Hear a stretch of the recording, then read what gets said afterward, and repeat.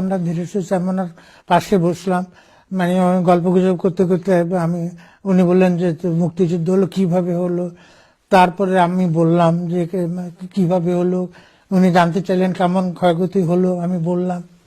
তারপরে উনি বললেন যে তুই তো ভয়াবহ লোকজনের কথা বলছিস। উনি বললেন যে কত লোক মারা গেছে রে।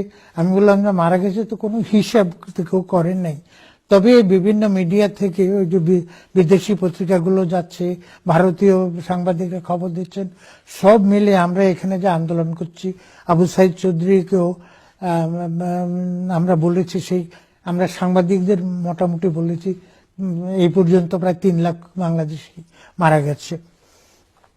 যাই হোক, পরে তিনি উনি বলেছিলেন ইয়েকে, ডেভিড ফ্রস্টকে 3 মিলিয়ন। আমার মনে হয় যে লাখে এবং মিলিয়নে উনি তো একটু উদ্ভ্রান্ত ছিলেন, একটু ভ্যাবলা গোছের ছিলেন প্রায় বলতে গেলে।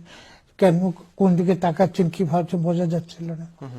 তো উনি ওটা যে 3 মিলিয়ন বলে ফেলেছিলেন, এবং অনেক লোক এখনো সেজন্যই বলে 3 মিলিয়ন মানে 30 লাখ লোক মারা গেছে। আসলে সেটা মারা যায়নি, তখনকার পর্যন্ত যেসব হিসাব ছিল।